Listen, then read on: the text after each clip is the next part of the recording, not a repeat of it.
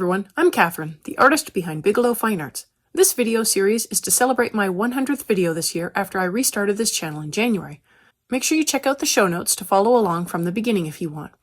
I wanted to celebrate this milestone with a free coloring page and a color along for that page, so make sure you head down to the show notes for the link on Patreon and grab your page to color along with me. The download is for personal use and is free, but if you want to support me there, that would be so awesome.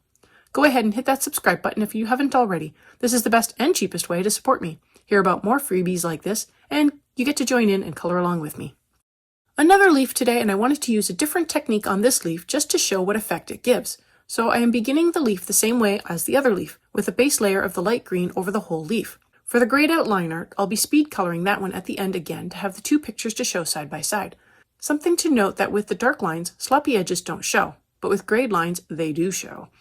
I have been having to use a very sharp point to get around the edges to make sure they are crisp and tidy. Something to keep in mind.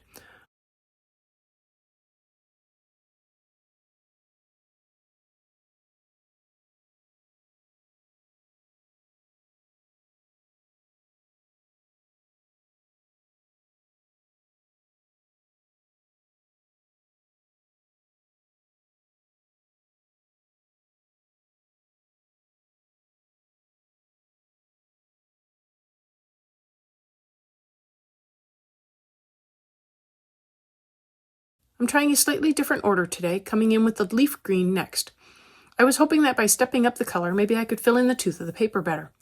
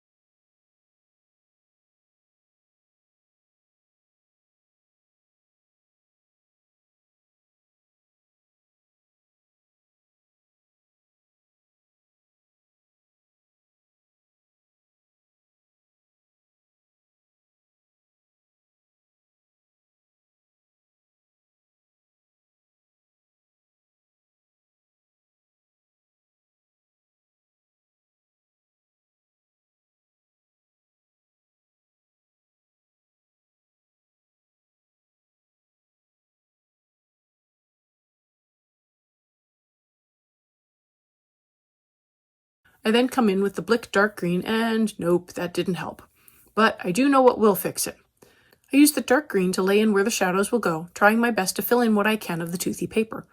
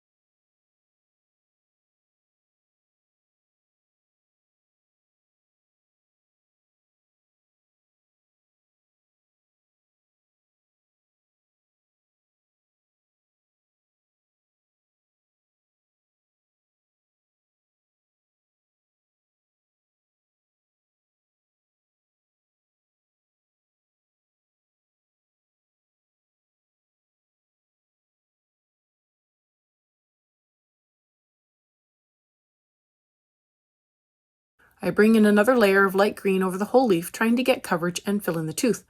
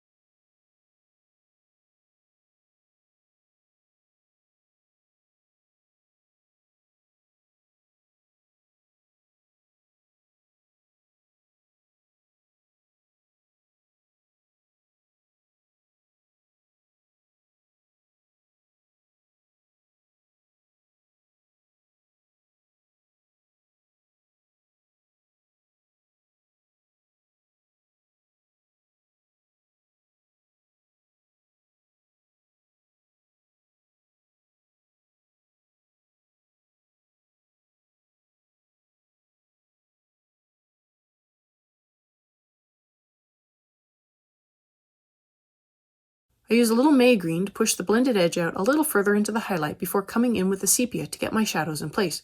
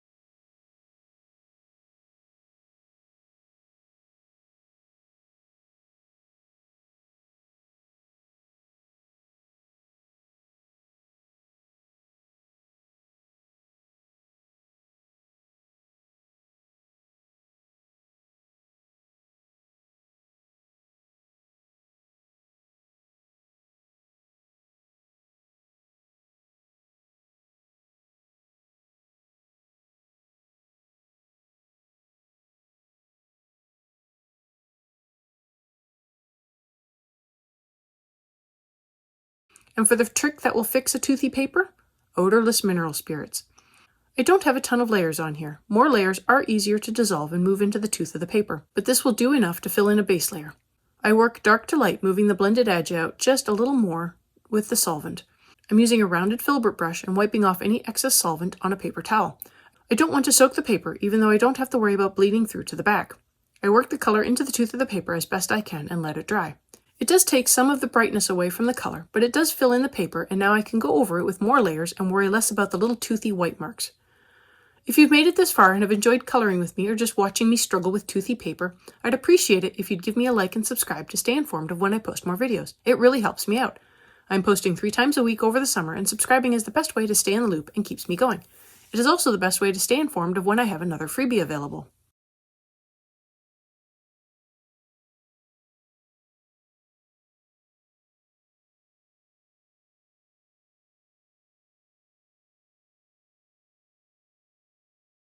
After letting the paper dry and taking a wrist and eye break, I am back to finish off the leaf and work on the stems. I come in with a covering layer of grass green. The paper has been filled, but the colors need to be reworked. I feel like they lose a little bit of their brightness, and I didn't have enough layers on to begin with, so I am adding more layers and refining.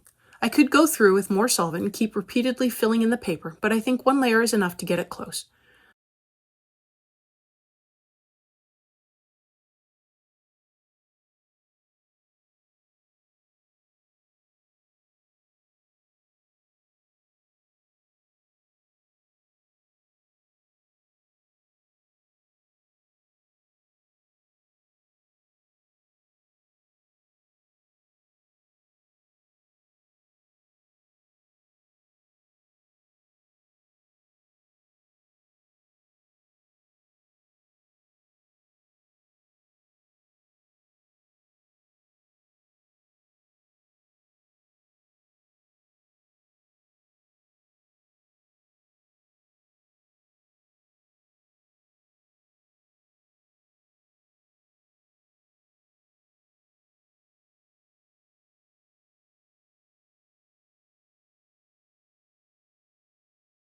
I come in with the Blick dark green and rework the shadows and the blend.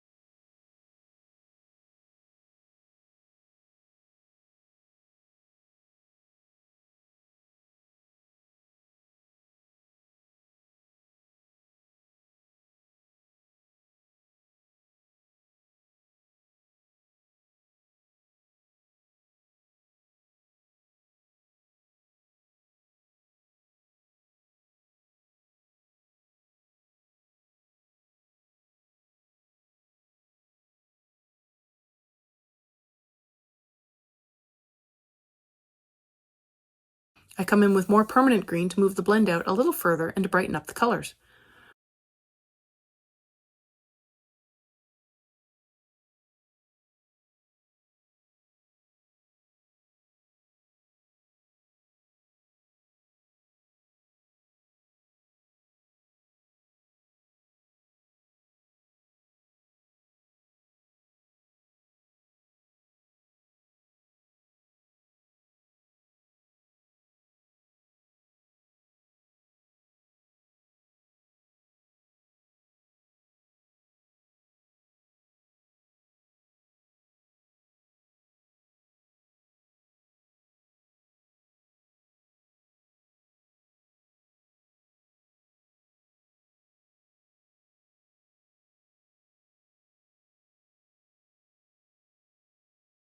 The light green fills in the highlights again, then I bring in some ivory for another layer and to keep the highlights light.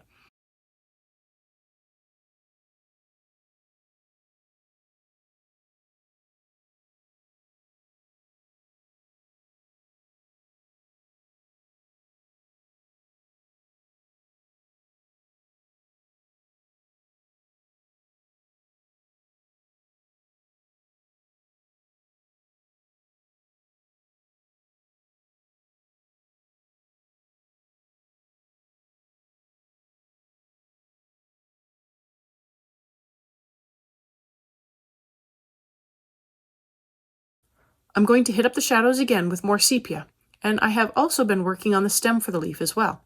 Here I will give it a hint of shadow along the bottom side of the stem.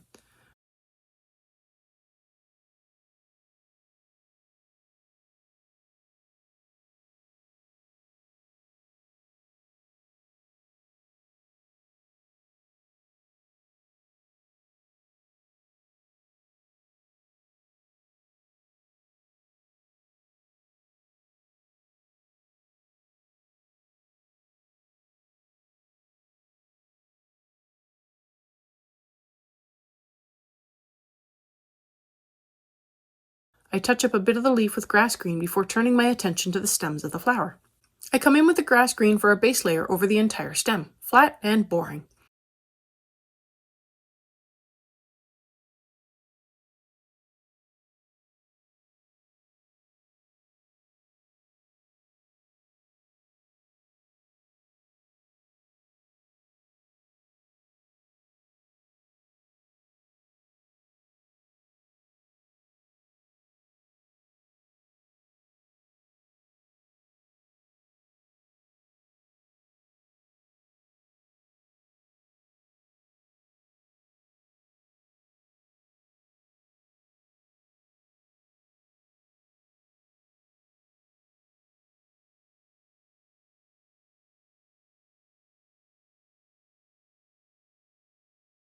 I then come in with the Blick dark green and add in a layer on the left side of the stems. I like to think of stems as a cylinder that curves away. My imagined light source for this picture is on the right and a little to the front, so the left side will curve away from the light and the left edge will be darkest.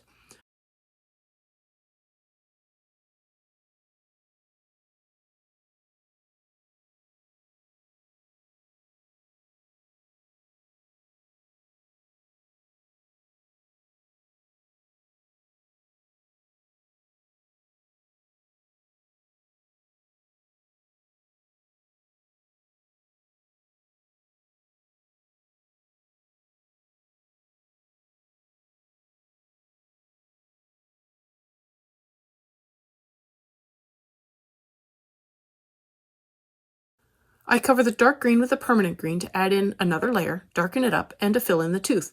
I also move the shading a little away from the left edge.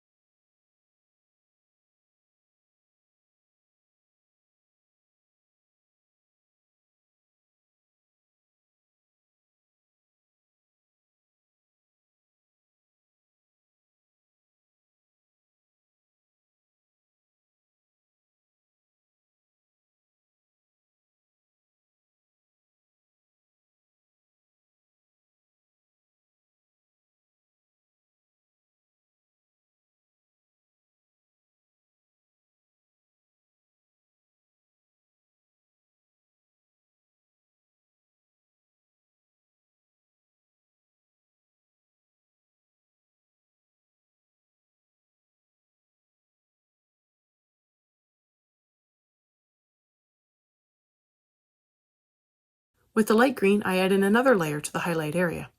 I could add it to the whole stem. It doesn't change much, but I only added it to the highlight area this time.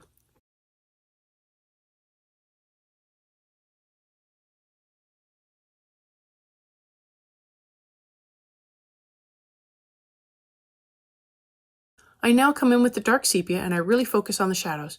I use the sepia down the left sides of the stem, but I also use it where the flowers would cast a shadow as well as where two stems overlap. And although I'm not going too dark, just the small amount I added already makes a big difference.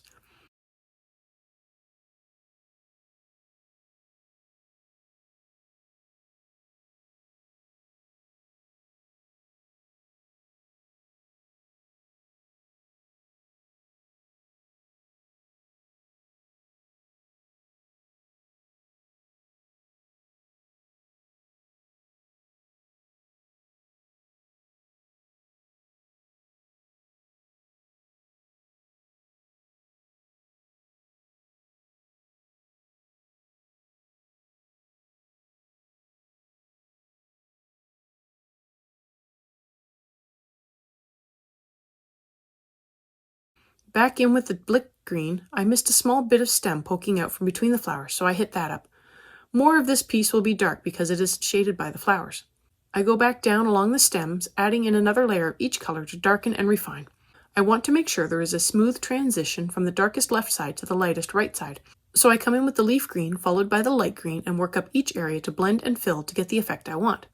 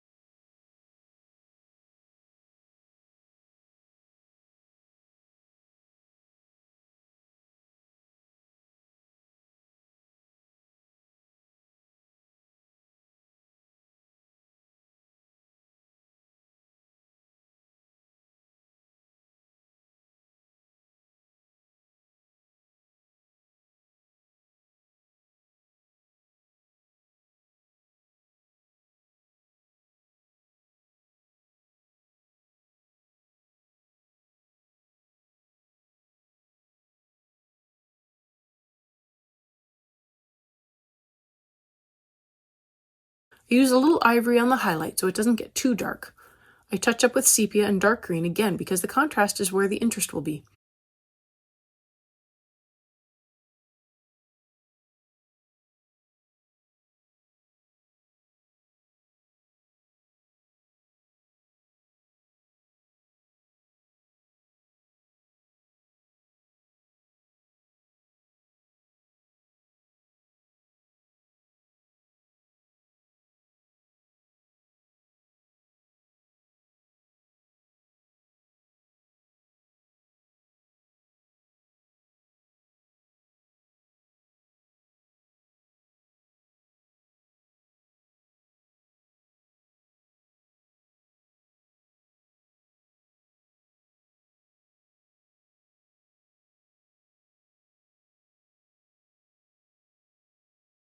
then a little grass green to fill in a few little missed spots because of the toothy paper. That covers this one, but I have the speed coloring of the gray side on the smoother Blick paper. I noticed that the Blick dark green seems to leave little dark spots on this smoother paper. I wonder if this is a mostly wax-based pencil where the polychromos are mostly oil-based. This pencil holds a nice point, doesn't crumble under light pressure, but does have a buttery-like feel on smooth paper.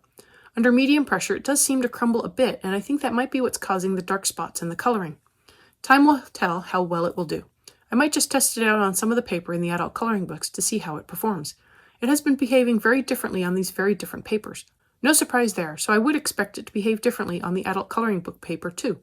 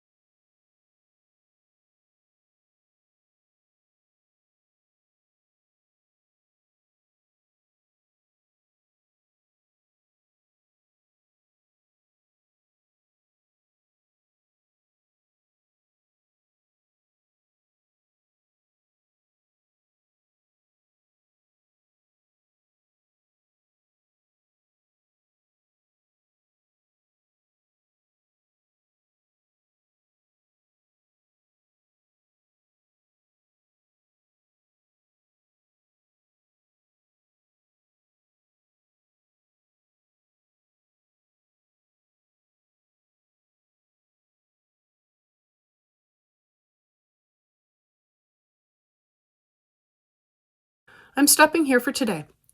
Next time, I will be starting on the flowers. One video per flower, and maybe I will add in a background. I got a couple of watercolor pencils I'm excited to try out. Thanks for joining me on this 100th video series. Let me know below or on social media if you downloaded the free coloring page and if you colored along. I'd love to know how you did. I'm on Twitter, Instagram, MeWe, and Patreon. Patreon has a short write-up, my palettes, and a list of timestamps, and I've made them available for everyone. If you have any questions or page requests, please leave them below or reach out to me on social media. I put in a list of chapter breaks in the show notes, as well as a list of equipment I like to use. If you use any of my affiliate links, it really helps me out without costing you a thing. I want to thank you all so much for coming along and joining in with me on this coloring journey. I appreciate all my subscribers and look forward to more of you joining in and coloring along with me. Please like, share, and subscribe to help that happen. Until next time, happy coloring.